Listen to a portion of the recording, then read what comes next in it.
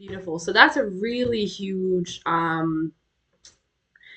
sort of concept in your content that you need to be able to discuss and answer questions for. Next, we'll have a look at critical and sensitive periods, again, assessed by your study design. So, critical periods are a specific period of time during which an organism is most vulnerable to the absence of certain environmental stimuli.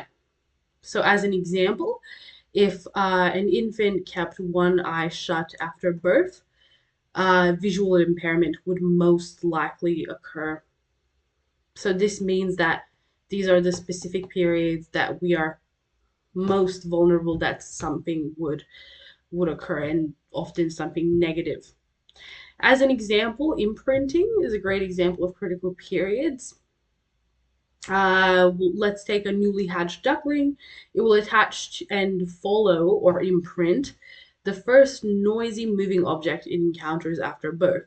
You would hope that that would be another duck or its parent, but it won't necessarily be.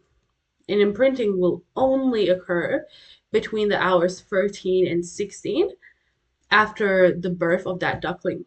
So this is the critical period for imprinting.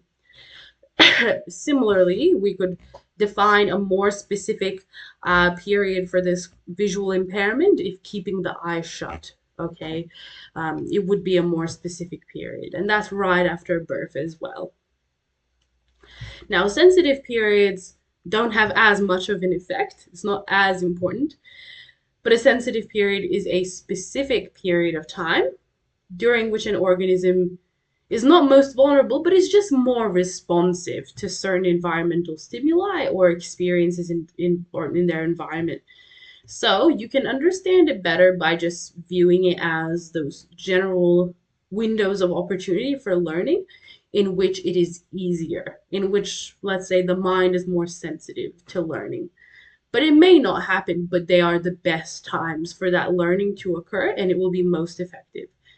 For example, learning your native language, the sensitive period lasts up until approximately age 12. The older you get, the more and more difficult it gets to pick up a new language.